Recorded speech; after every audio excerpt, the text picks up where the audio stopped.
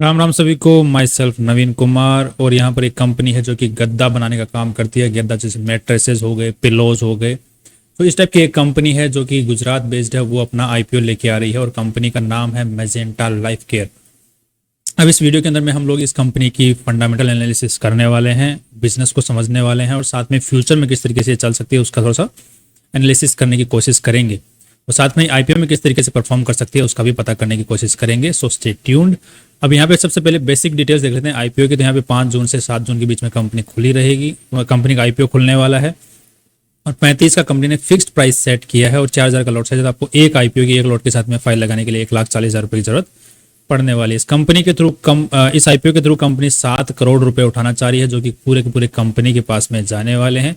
Promoters यहाँ पर अपना एक भी शेयर्स नहीं बेच रहे हैं। सो यहाँ पर कंपनी जो 7 करोड़ रुपए उठा रही है उसमें पूरी कंपनी की जो वैल्यू लगा रही है वो है 24 करोड़। सो ठीक ठाक वैल्यू कंपनी ने लगाई है और ठीक ठाक पैसे भी उठा रही है। अब यहाँ पे कंपनी के जो प्रमोटर लोग हैं उनके पास में 84% शेयर होल्डिंग थी आईपीओ से पहले और आईपीओ के बाद में लगभग 60% के आसपास में शेयर होल्डिंग रह जाने वाली है, जो कि ठीक है, राइट। तो अभी भी डिसीजन मेकर्स प्रमोटर लोग हैं वही होने वाले हैं कंपनी के अंदर में, दैट्स फाइन।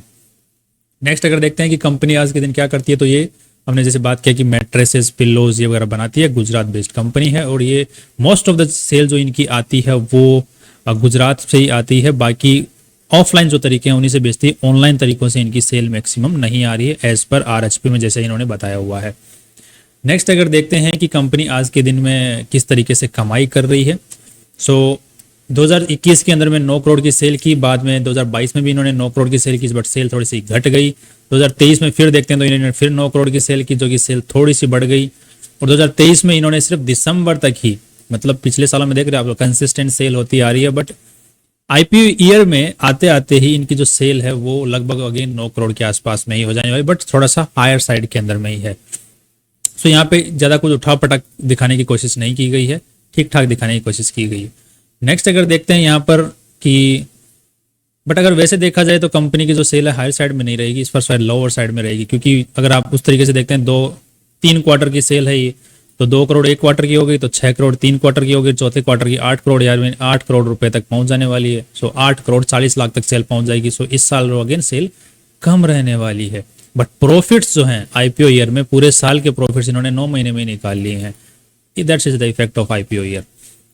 नेक्स्ट अगर प्रॉफिट्स देखते हैं तो प्रॉफिट्स कंसिस्टेंट बने हुए हैं। पिछले साल थोड़े से प्रॉफिट्स बढ़े थे और इस साल तो थोड़े कुछ ज़्यादा ही बढ़ गए हैं। सो लगभग इस साल अप्रोक्सीमेटली 30 लाख के आसपास में नेट प्रॉफिट्स कंपनी कमा लेगी as per this data. So projection basis पे डेटा निकाला, क्योंकि 8 करोड़ एक क्वार्टर में, 8 8 24 8 चौक 32, तो 32 लाख हो गए। तो 30 लाख मान के चल लेते हैं।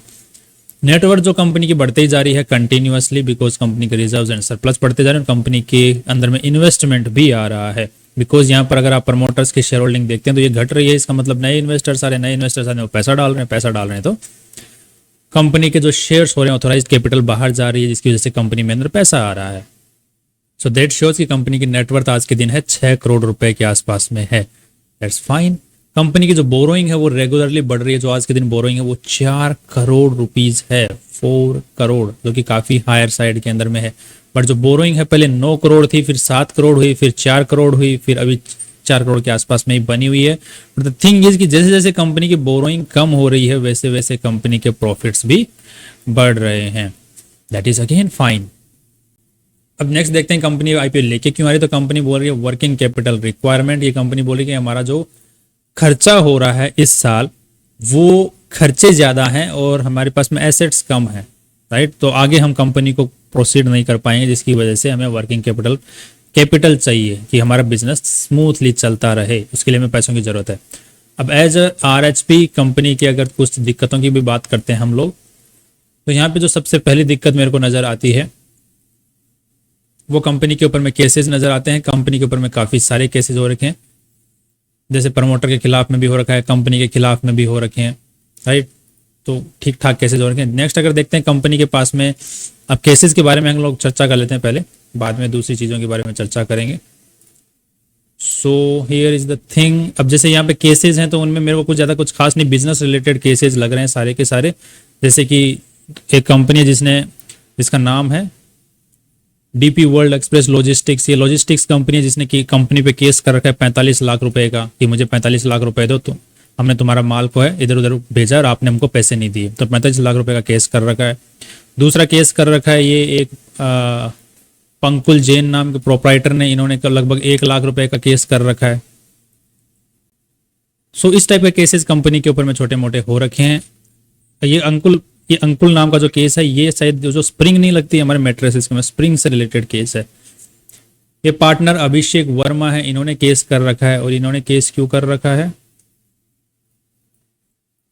जो फोम मैन्युफैक्चरिंग है उस बिजनेस के अंदर में ये कंपनी काम करती है, सो उससे रिलेटेड इन्होंने केस कर रखा है 1,29,000 रुपए का। नेक्स्ट अगर देखते हैं कंपनी ने भी केस कर रखा है, वो है सुप्रीम एंटरप्राइजेस के ऊपर में कंपनी ने केस कर रखा है, वो भी लगभग कितने रुपए का, 1 लाख रुपए का, क्योंकि ये जो सुप्रीम एंटरप्राइजेस है इसका चेक बाउंस हो गया, जिसकी वजह से मैजेंटा लाइफ केयर ने केस कर रखा है। सो काफी सारे केसेस जो मोस्टली कंपनी के खिलाफ केसेस चल रहे हैं, उनमें कंपनी का जो मैक्सिमम जो अगर हार जाती है तो लगभग 50 लाख रुपए का यहाँ पर कंपनी का खर्चा हो सकता है। अगर केस लंबा चल जाता है तो इंटरेस्ट के साथ में पेमेंट करना पड़ सकता है, सो थोड़ा ज्यादा भी नुकसान हो सकता है, देयर आर चांसेस। नेक्स्ट अगर देखते हैं कंपनी के पास में आज के दिन प्रॉपर्टी किस टाइप से है, सो कंपनी के पास में आज के दिन कोई प्रॉपर्टी कुछ नहीं है कंपनी के नाम पे, सब कुछ रेंट पर है। और कंपनी का जो लोगो है मैजेंटा, ये रजिस्टर्ड लोगो है, that is fine, that is good thing. और कंपनी के नाम पर ही है magenta life care private limited, ऐसा नहीं कि प्रमोटर वगैरह ने अपने नाम पे ले रखा हो। सो ये चीज दिखाती है कि प्रमोटर लोग कंपनी को कितना सीरियसली ले रहे हैं। So this shows seriousness about the company.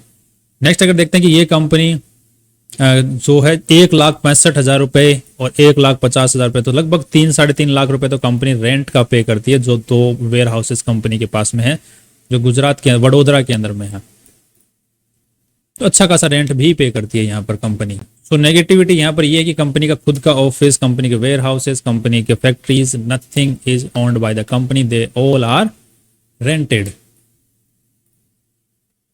Next company की अगर जो सेल होती है उसमें ऑनलाइन जो हो रही है वो सिर्फ 0.15% हो रही है, बाकी सारी की सारी ऑफलाइन सेल हो रही है। अब यहाँ पे बात करने वाली ये है कि जो गद्दे वाला जो मार्केट है, मेट्रेस वाला जो पिल्लो वाला जो मार्केट है, बहुत ही कंजस्टेड मार्केट है। मतलब यहाँ पे कंपटीशन बहुत ज्यादा है, क्योंकि अगर आप कहीं भी जाते हो तो अगर आपको गद्दा बनवाना है तो हमारे पास में लोकल शॉप्स अवेलेबल हैं जो कि सस्ते में गद्दा बना देती हैं। चाहे आपको फोम का गद्दा चाहिए, चाहे किसी भी चीज का गद्दा चाहिए, किसी भी टाइप का, वो हर टाइप का गद्दा आपको बना के दे देते हैं। अब दूसरी चीज, इसी फील्ड के अंदर में ऑलरेडी इस्टेब्लिश्ड काफी बड़ी बड़ी ब्रांड्स हैं ऑलरेडी। तो ऐसे मार्केट में जहां पे लोकल प्लेयर्स बहुत ज्यादा हैं और इस्टेब्लिश्ड ब्रांड्स बहुत ज्यादा हैं, वहां पर एक ब्रांड बना पाना इज वेरी वेरी डिफिकल्ट, जिसकी वजह से कंपनी को बहुत अच्छा कमीशन जो होता है ऑफलाइन वालों को देना पड़ता है, राइट। ये कंपनी ऐसा नहीं बोल सकती कि ये हमारा माल है, ये 10,000 रुपए का है, आप लोग 9,000 में ले जाओ, तो 1,000 रुपए कमीशन, 10% के कमीशन पे काम नहीं करेंगे। वहां जो ऑफलाइन वाले बिजनेस वाले हैं वो नहीं काम करेंगे। और ऑनलाइन वाले बिजनेस के अंदर में रिटर्न का खतरा, तो वहां पे बिचौलिए जैसे अमेजोन, फ्लिपकार्ट है, ये बिचौलिए अच्छा खासा कमीशन खा जाते हैं, और डिलीवरी का चार्जेस, और बाद में रिटर्न आ गया तो फिर एक्स्ट्रा का खर्चा, तो वहां पर भी आसान नहीं है। सो यहाँ पर बिजनेस बना पाना बहुत मुश्किल है, जिसकी वजह से कंपनी के अगर हम लोग रिसीवेबल्स को देखते हैं आज के दिन, तो ट्रेड रिसीवेबल्स रेगुलरली बढ़ते जा रहे हैं। रेगुलरली क्यों बढ़ रहे हैं? क्योंकि कंपनी काम क्या कर रही है, अपने जो डिस्ट्रीब्यूटर्स हैं उन वहां तक माल पहुंचाती है, और वो भी क्रेडिट पे पहुंचाती है कि माल तुम बेचो, बेचने के बाद जो पैसा आता है वो दे देना, राइट। अब माल बिक नहीं रहा, माल चला जा रहा है, बिक जा रहा है, बाद में डिस्ट्रीब्यूटर्स पैसा नहीं दे रहे हैं, क्योंकि कंपनी का इतना कोई वो नहीं है, ब्रांड नहीं है कि डिस्ट्रीब्यूटर खुद आगे से चल के आके बोले कि हमें आपका माल चाहिए, राइट। जिसकी वजह से कंपनी का, जैसे आप ट्रेड रिसीवेबल्स देख रहे हो, तो पिछले साल के मुकाबले इस साल अगेन बढ़ गया है।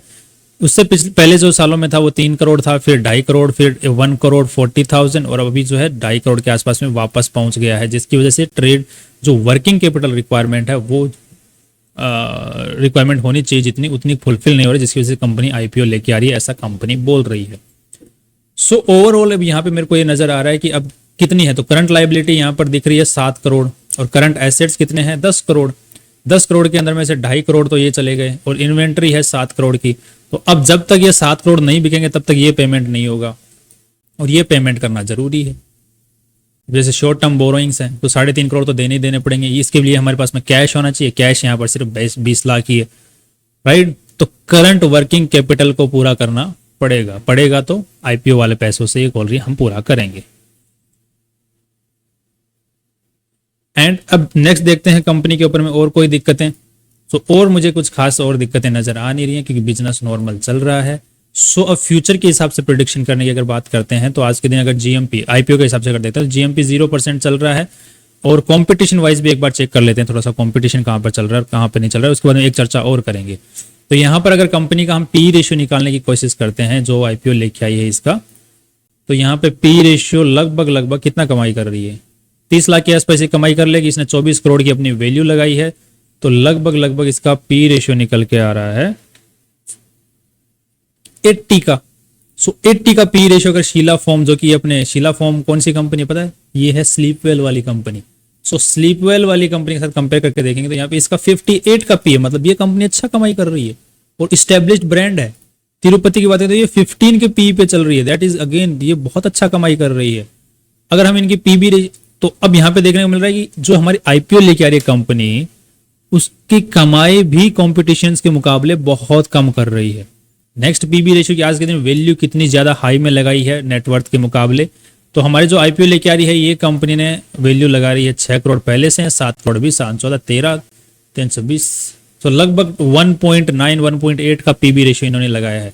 तो तिरुपति फॉर्म के साथ में कंपेयर करके देखते हैं तो इसका 1.1 के आसपास है। दैट मीन्स हमारी जो आईपीओ लेके आ रही है कंपनी, इसने अपनी वैल्यू भी ज्यादा लगाई है।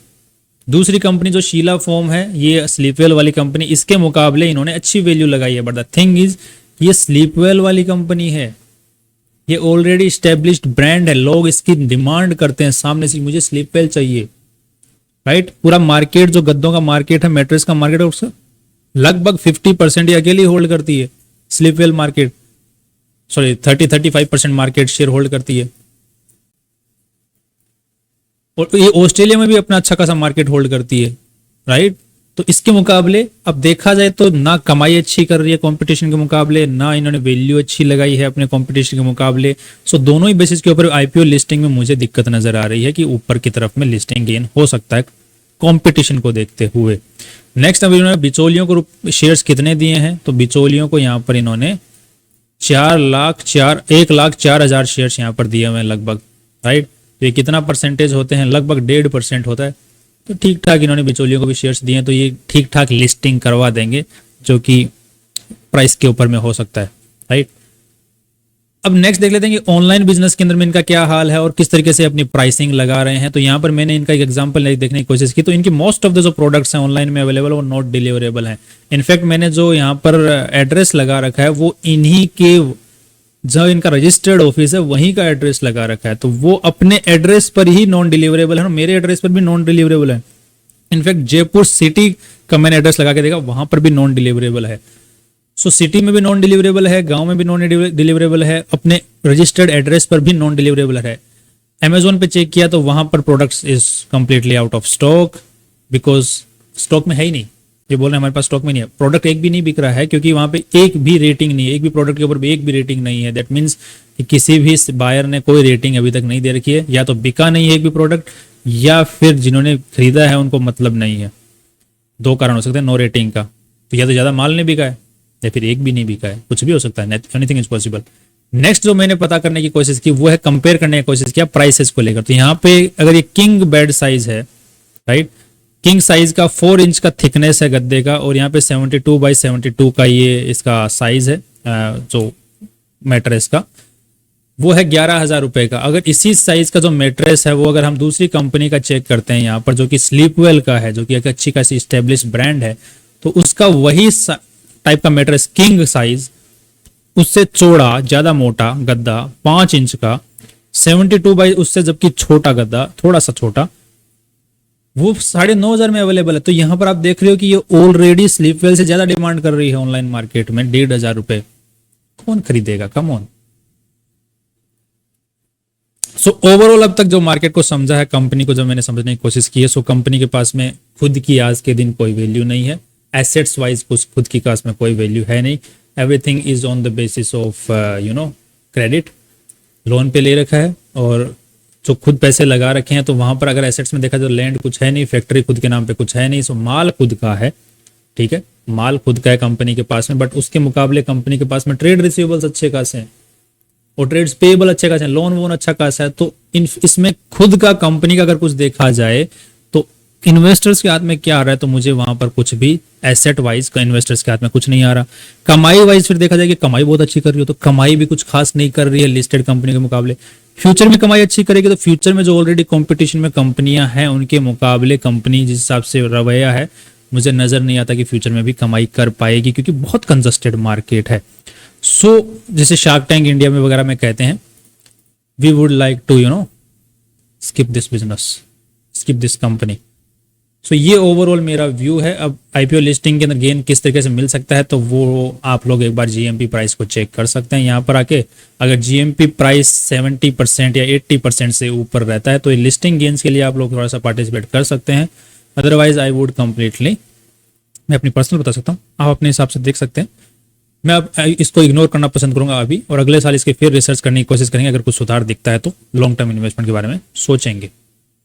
That's all overview is, and finally see you tomorrow.